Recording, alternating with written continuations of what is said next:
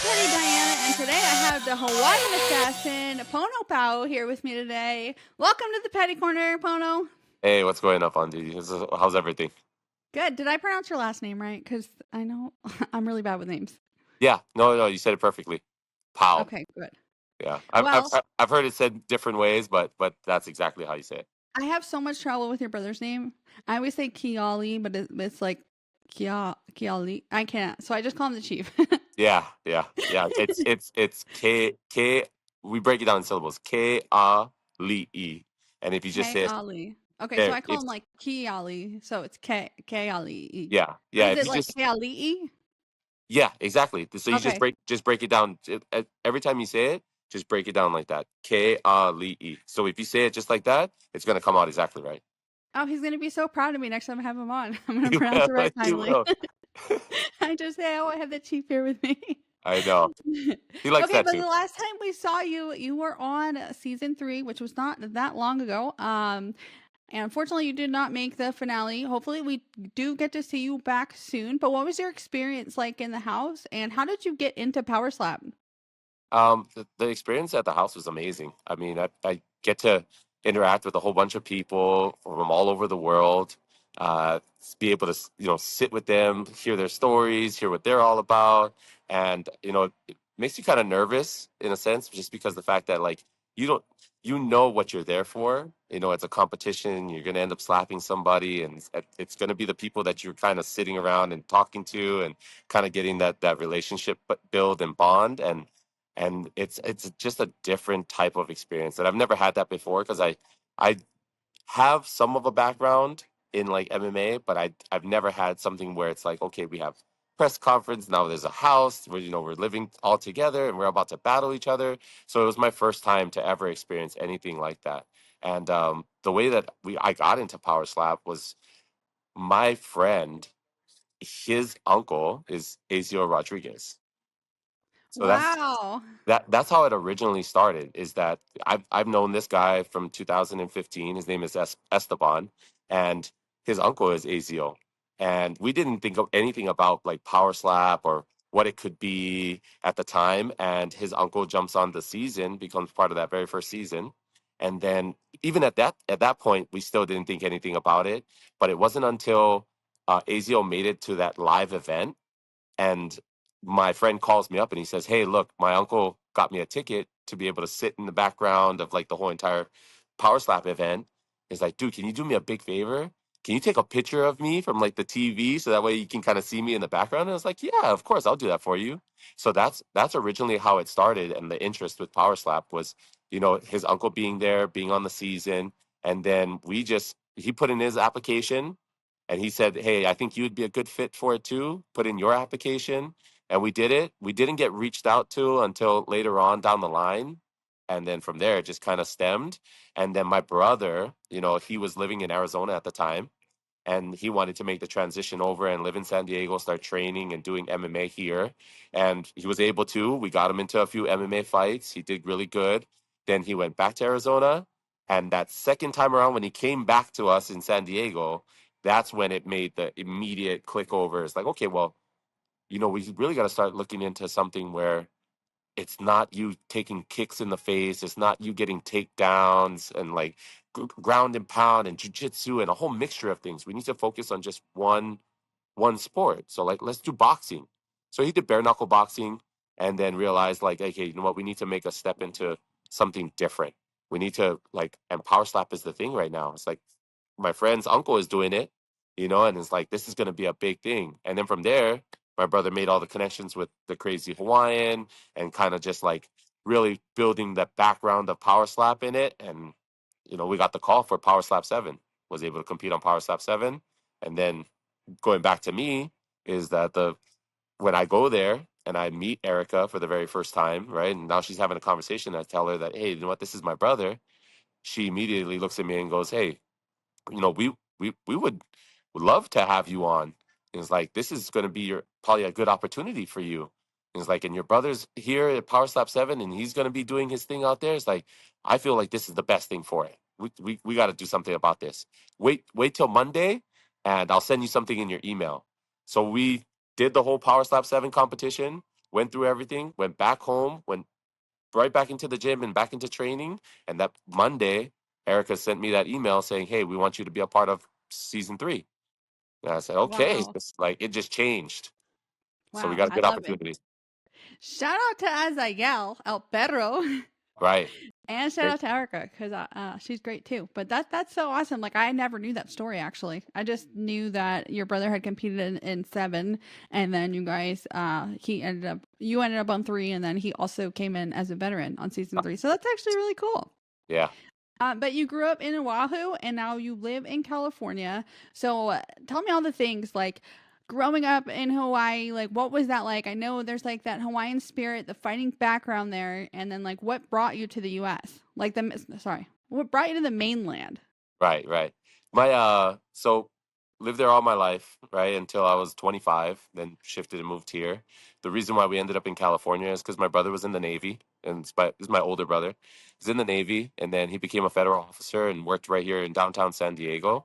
And he wanted to create a life here, so he decided that we should start moving everybody.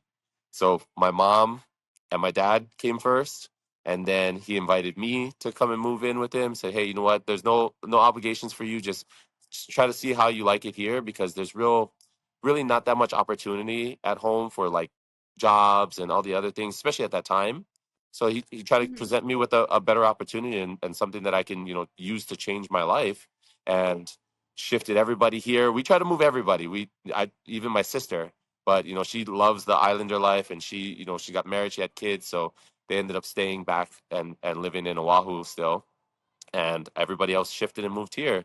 And similar, right? Living in San Diego and Hawaii, like the life is almost somewhat the same. Beautiful sunshine, weather is good here, but nothing's like home. And that was a big part of it too. Is like being close to the water, being close to like just having the spirit of aloha always present. I mean, as Hawaiians, no matter where we set our feet, no matter what part of the land that we land on, we should always carry that spirit of aloha with us wherever we go. So I really believe that too. Like, doesn't matter if we're in California, in New York, it doesn't matter. As soon as we set our feet into the ground, that's where our land is, and that's who we are, and we bring that spirit with us. So, I mean, it didn't really matter where we moved. It was always going to be the same thing where we carry that aloha spirit with us. And I lived a pretty fair, easy life. Like my mom and my dad provided for us. They worked hard and they taught us everything about discipline and being, try to stay focused on the goal and really be who you want to be. Like they didn't ever hold us to a certain standard. And oh, you got to be a doctor, you got to be a fireman, you got to be a police officer. I said no, you just live your life, and things will fall into place the way it falls into place, and you'll find out where your niche is, where you're gonna be. And it's like life is just like that. So my mom took care of us really well. She provided for us, gave us a house over our head, food, clothes, and gave us that knowledge to continue to make life better than what it always was. Always get 1% better every single day. And I've as much as my mom's really old school, and you hear those kind of sayings now, like, oh, be 1% better every single day. My mom was living that before. She just never really had the words to say those type of things, right? And she wasn't with like motivational speaker. She just let her actions do all the speaking for her. And she really shaped us. I come from a so let me go a little bit back, right? I come from a adoptive family. So my real mom and dad live in Big Island, and I come from a family of 9. And the Wow. chief, the chief that you guys see on Power Slap, that's my real blood brother. And I was adopted at a very young age, at like 1 years old, to go and live with my aunt and my uncle, which I call my mom, right? And that's where my life had taken that turn. Is that I had a part in my life where I felt like there was something missing all the time, and then probably around 7 or 8 years old, I get introduced to the fact that like, hey, you know what? From my sister saying, hey, you know what? This is not your real family. We're your family. And it was like mind blowing to me. Like, what do you mean? And that's where it starts to take that turn of like, okay, well, what's the truth and what's not? right? And then like being able to accept a family that I've never known all my life, and then being able to see them, and like just immediately, like when I see my brother, I can tell that we've been linked forever. Like it's just it's in our hearts. Like we have this connection tethered together, that you can already tell. Like if anybody was to look at us, you wouldn't be able to tell by our skin color and our complexion, but you definitely would be able to tell that we come from the same cut of cloth. Like we're the same character a little bit here and there. He has his ways, I have my ways, but it's an amazing thing that later on in life I get to reconnect with my real brother, and after all the trials and tribulations and everything that I've gone through in my life and everything that he's gone through in his life, and then we kind of align back in the same place right here again. It just shows that there's proof of God, and there's proof of a higher being, and what you put out there you get back 100%. And yeah, it's been an amazing journey, and I thank Power Slap for being here and being around in this moment, in this time, to be able to give us this platform of just like being able to reconnect with everything in life and do the things that we need to do to become the best versions of ourselves and really change our stars, and I love it. It's probably one of the most amazing experiences I've ever had. Wow. That like that was a lot, but that's actually like really incredible. So, I know you did speak about bringing the Hawaiian spirit everywhere you go. There was a segment on the show where it definitely showed that you live by that. You brought it with you, like your whole team and everyone in the PI, after their training and everything. I had no idea about that you were adopted. I knew that you told me that you guys did not grow up together. But that's so awesome. Do you feel that the like, power slap like brings you even closer together because it's something you guys can bond on even more? For sure, yeah. And there was a lot of other, key things that we could have bonded on way back in the day, and Yeah. it's just now this is something that's really a stronghold for us. It's like, okay, well, this is where we make our stamp. This is where we put our name, and this is how the world's going to see us forever and ever, all the way to the end, till we're not around, and the next generation continues. It's like, and to be a part of something so amazing, and a brand new sport, but then to be able to have this connect the family together, connect the people together, and connect a whole bunch of things. Like if you really follow the season 3, you'll understand really quick that like my main connection is to be connected back to family, but I'm really going out there and putting my life on the line because I've lost a connection with my daughter a long time ago.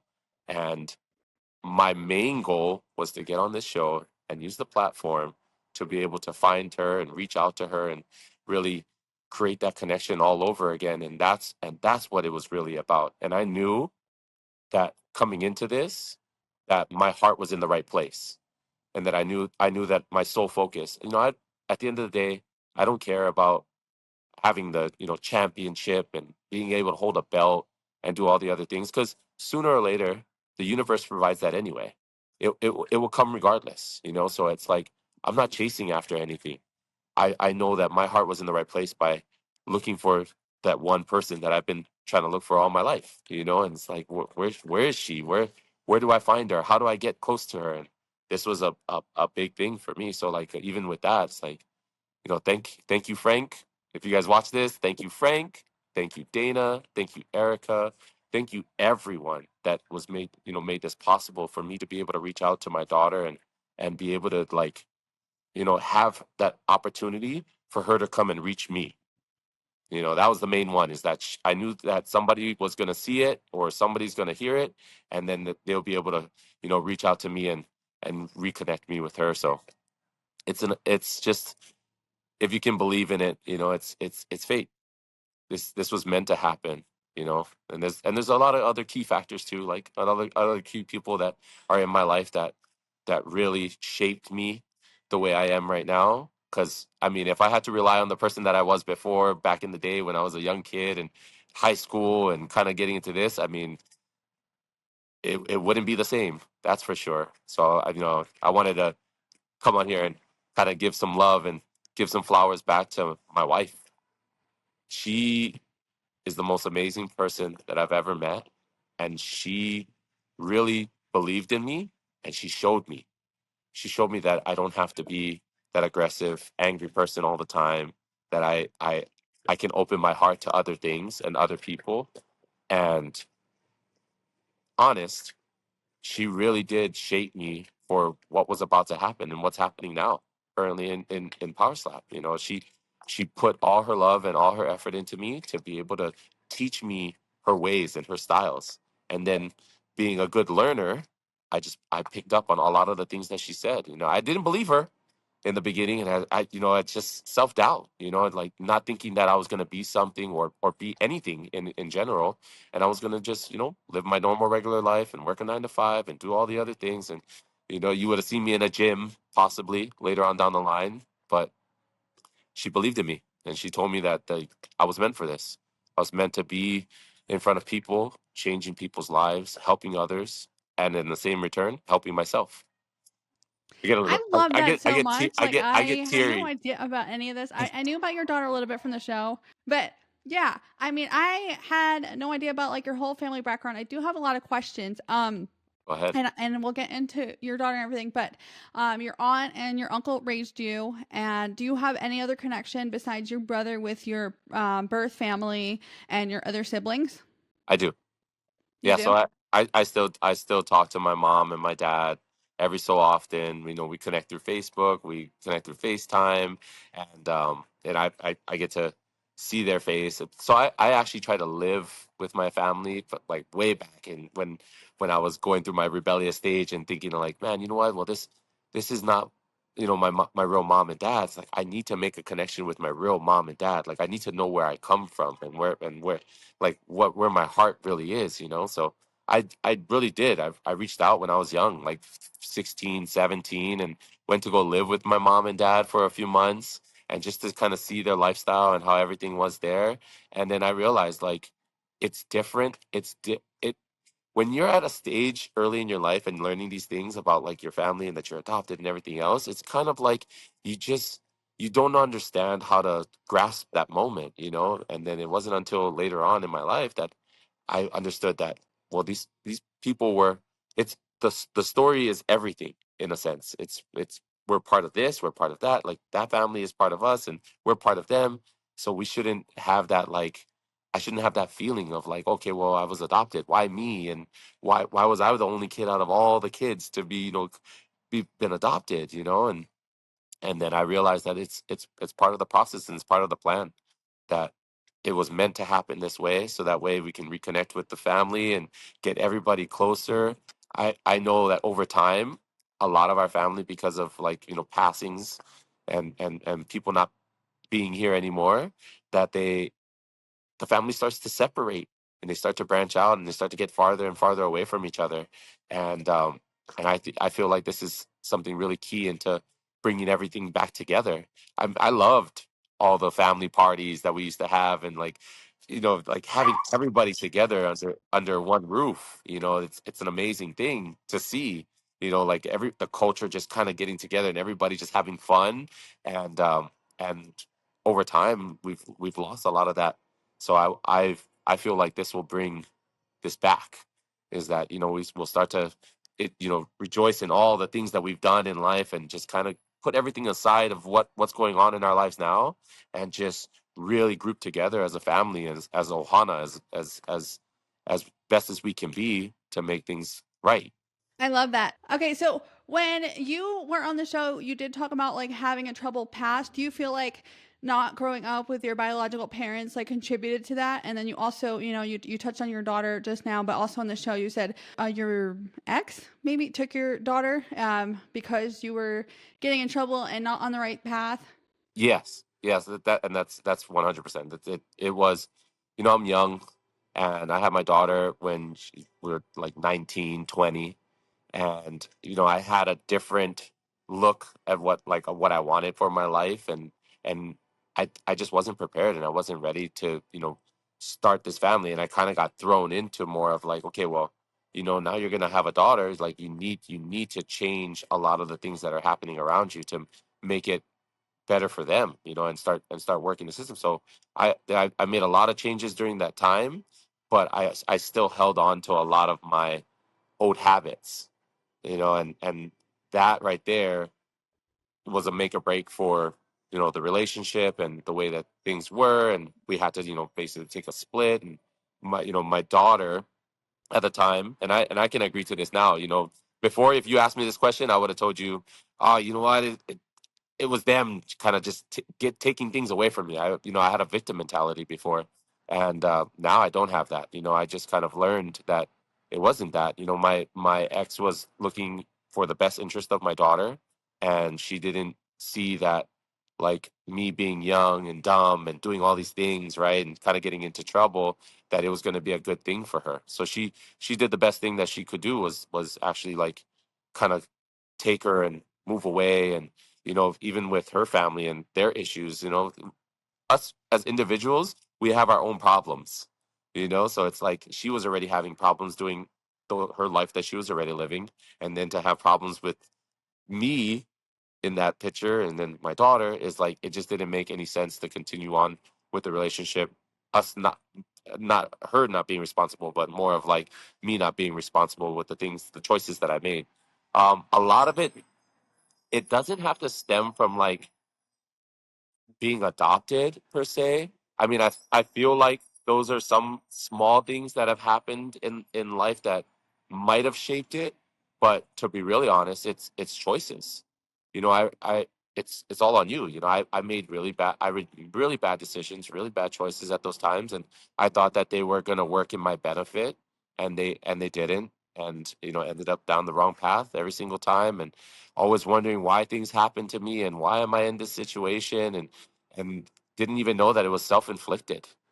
Like, I was doing it to myself. I try to live a life that wasn't really me.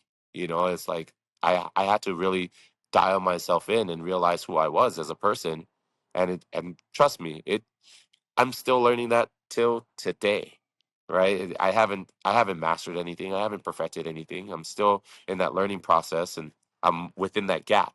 And that's what I call the gap, right? It's like you're learning consistently every single time, whether to do something this way, to do something that way. It's always a learning process when you're in the gap. And that's where I am right now. It's like the more good habits I adopt, the better my life becomes. More bad habits I adopt, the worse my life becomes. So it's like I don't want to put any more pressure on myself anymore. You got to have good habits. You got to have positive things that you're looking towards. And things, like we said many a times, things fall into place. People come back into your life. Things happen the way that you didn't think it was going to happen. You said it maybe, but then it happens, and then you're like, wow. It stops becoming more of a miracle when it's planned, and you feel like you're doing things to plan that out. When it's really mystery and it's mysterious and it just happens all of a sudden, well, then it becomes the miracle. And I really believe in, like, you can say a lot of things and you can put things out into the universe, but it's all about the hard work and the dedication and things that you put behind it that you don't even know you're doing. It's really just it's not even in your mind to do these things. You're just doing them, and then all of a sudden positive things start happening from the things that you do. And then it just, once you knock down one thing, and you accomplish one goal, small, big, doesn't matter. Once you accomplish that one goal and then you continue to do it, it becomes part of your mindset. You put yourself into a winning mindset, a successful mindset, something that you can accomplish every single time. Anything that you do, you can accomplish, you can accomplish, you can accomplish. I can get this done. It's easy, it's easy, it's easy. And it's a mantra. You put yourself into that mode where I can do whatever is put in front of me. And a lot of it has to do with God too. Is that believing in a higher power, that he's always there watching you. He's always there helping you and guiding you. Which he is. Every single step I take, every word that comes out of my mouth, every breath that I have, it's all due to God. Waking up every single day, it's him. And then he gives the reins over to yourself throughout the day and says, "Hey, you know what? Well, I got you. I woke you up. Now you go and do what you're supposed to do." And then you have to check back in with him every single night to understand it. And once you create that, once you understand that, nothing can beat you. You know, no matter if you lose, can't be beaten. Your spirit's not broken. I've always said that you're like an old wise owl, Yeah. and just looking at you, like you just seem like a very intimidating person. You're really a gentle giant, but you I think your wisdom and everything just comes from like the struggles and everything that you went through, and you've done the work. It seems like you've done the work to sit down with yourself and be real with yourself and be like, everyone else is not the problem. I'm actually the problem, and you turned around and fixed it. Like now, it seems like everything is heading in the right direction for you. You have a great wife, you have another son, you have amazing opportunities ahead of you, and you were one of the most influential people on the season because everyone that I talk to, they're like Pono, Pono, Pono, and all this stuff. And the more I get to know you, and like I see it for myself. So I just want you to know that I'm so proud of you, like how far you've come, and you've been through a lot of struggles. So you Thank need you. to pat yourself on the back for that too. Got you. Yes. I got you. That's amazing. I know I was like kind of deep and stuff, but this is a petty corner. I normally start with it, but we're gonna end with a little bit of pettiness. I felt it. I Actually, felt I do want to point out that when you were on the show, you broke your pinky on your dominant hand, and you were very powerful with your left hand. So I am so excited to see you come back and be able to use your right hand and see what you could do there, because you're gonna be a problem, I think. I hope I am. You know, I just and I hope I'm the problem and and the solution. You know, I really want to make sense to every single person in the industry, in the rankings, like whether you're a heavyweight or a middleweight or welterweight, doesn't matter. It's like I really, this thing is just taking over my life, where it's like I just want to be impactful, and I want people to understand that, like, hey, when you think you're alone, you're not. Just call, just text me, just call me. It's like, dude, I'll answer the phone 3 o'clock in the morning, 2 o'clock in the morning, because I know when those calls come in, it's like it's somebody that is going through a hard time just like I have, and experiencing some things that they can't get through, and it's like, and they need somebody or someone to be able to check them real quick. Say, hey, look, Hmm. dude, where's the problems? You're just doing these things wrong. If we just fix that a little bit, just a little fine tuning, got you back on track, dude. Just like, you just got to get those things out of you. So it's like, that part right there means the world to me, is that to have this type of connections with all the people from season 3, with even with the people that are right now currently what we call the veterans of the sport. It's like, you look at them and you talk to them, and they're like, to hear it from them. I hear it from like the bell, right? And then it's like, man, they're like, this guy's gonna be a powerful impact on this, and he's gonna do something different. And it's like, that I take into my heart. Like, man, that, like, for somebody that's been doing it and he's so young and he's out there proving himself day in, day out, and for him to hear my words and hear my voice and be like, nah, he's got a good head on his shoulders and he knows what he's doing. Dude, I take that all. Even Nate Bernard, like, you gotta, like, that man is a godly man. Yes. He's a godly man. Yeah. And real people recognize real people. So like with Nate, I know every time he leaves a comment, every time he says something, every time he's putting things out there, it comes from a point of, like, not to The heart. acknowledge. Yeah, He means it well. comes. He He doesn't does want to so much good. acknowledge. Like I cannot speak enough good about that man. Like he's just I mean everyone who knows him knows exactly what we're saying. Yep, and So that's it. And people like that, and you're gonna and then, like, the crazy Hawaiian, you got like, love him too. he has been so influential on my life, of like, just, and that's not even by talking to him. I just have to see the things that he does, and Yes. the way that he's accomplishing one thing after another, and really becoming the powerhouse of this sport. It's like, why wouldn't, like, that's your overall goal. See successful people, see what they do, and you make yourself that way. You want to be successful? Do the things that they do. Talk the way that they talk. Follow their lead. Follow the lead, because that's what He's 100% a pioneer. yep. Um Even internationally his name was big because of the stuff that he was doing before he got in a power slap. So Mm. Yep, and those are key things right there. It's like, you gotta adopt that part where it's a winning mindset, and the winning mindset learns. That's what I've learned, is that it's a learning mindset. As long as you're learning to be better, every single time and to figure out little things and hustles and ways how to do stuff, then you have no reason to not be successful. Yes.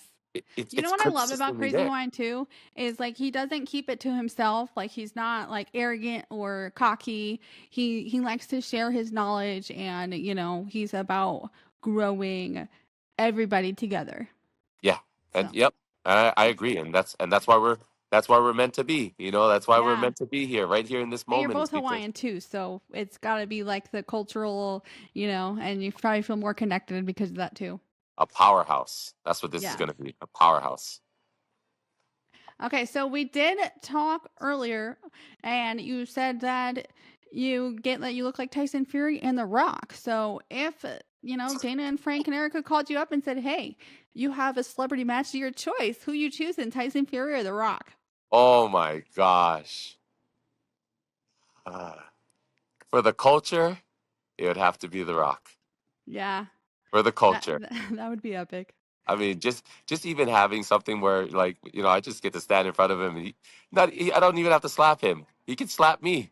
It's just it's for the culture. It's like that guy is doing so much impactful things in his life, and he's already been going on a trajectory of movies, and like, just he's been in so many Yeah, things, dabbled in so many you things. just It's gotta like, say The Rock, and like we already know. that's it. That's it. And it's like, and that's, like I said, you gotta put successful people in your eyesight, and that's somebody that I would, the things that he's doing, I just want to do the exact same things, the exact same Well, things. we get celebrities at power slap matches all the time. Like we've seen Charles Barkley. We've seen like really big name Tom Brady, Travis Scott. Maybe one day Huge. they got to get the Rock out there to watch Oh you. my gosh. Hey, you know what's crazy is, so I'm at the gym. I'm at the gym right now, and if you guys saw my video on Instagram the other day when I was training and doing everything else, and not to like kind of spin everything around, but dude, I meet this guy. And I've seen him before, and he's trained with some people that I know, and I don't think anything of it. But then when I go to talk to him, it's like he just talk about positivity and like adversity and resilience and just like everything. It's is Zion Clark. Wow. So if you watch that video, he's the dude right next to me hitting the punching bag, and he's hitting on the bag. But I mean, talk about adversity, everything against him in life, and going through foster homes and all these other things since to the age of 17, and you know, just to hear his story and learn about him, and then to see him right next to me in the gym. You talk about like starstruck and all these other things, like, dude, I'm looking at him and I'm like, man, this is somebody that has no excuses.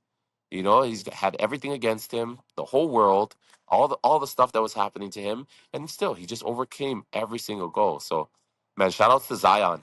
Is like, and I was just training with him the other day, and it's like it's an amazing thing to see, like, people still pushing, people still trying, people still attempting to do what they were put in this world to do, their purpose. Yeah. And it's like this guy was meant here to change lives and touch lives. That's it. Yes. Okay. Um, we're gonna get back to Little Pena. So I'm gonna name off Go some ahead. heavyweights, and you're just gonna tell me the first word that comes to your mind. Feel free to be petty, call someone out, or be nice. But Damien DeBell. Oh, I'm gonna be nice. It's like that guy is the champion. He holds a lot of weight. He definitely has a good style and good technique. And as even if you watch him multiple times, you still won't understand it just because that guy has a different type of heart. And Yes. and he belongs where he is. And nothing bad to say about that man. He definitely has the eye of gold right now. He's just kind of focused, steadfast. He ain't looking back. He's just He's continuing so to do what he needs funny to do. too. Like he's Yeah. hilarious.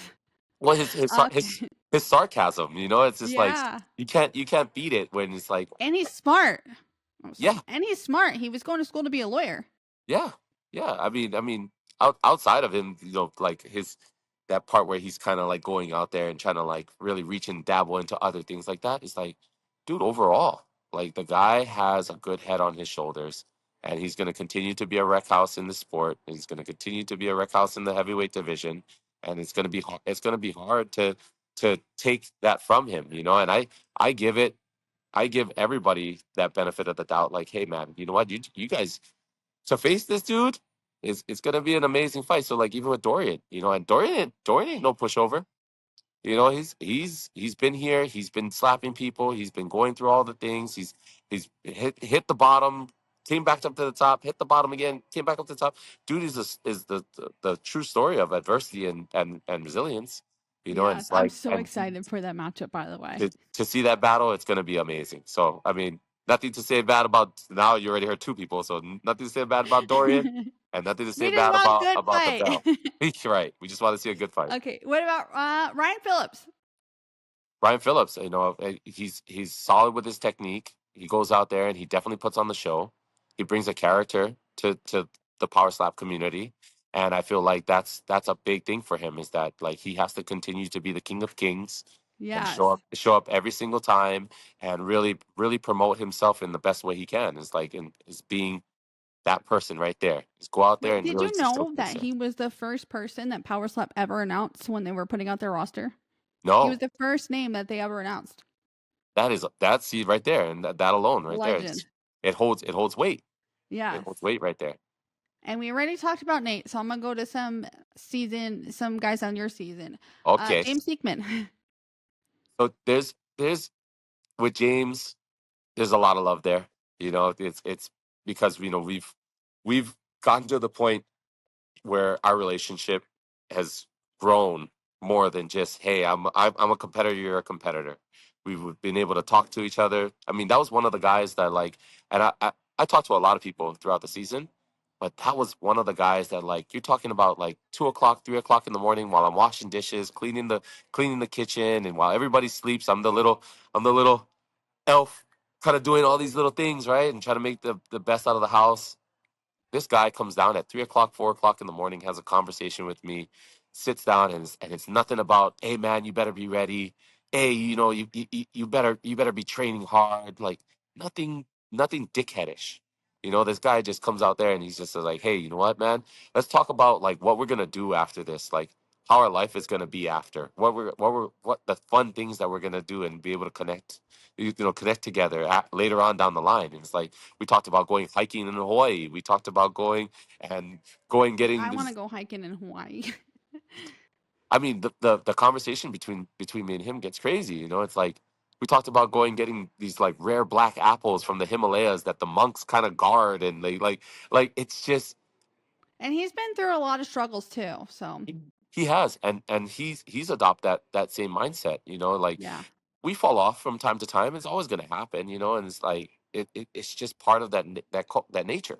There's going to be mistakes along the line, but is to lessen the mistakes and to see more of the positivity in everything. It's like he went out there and he showcased it.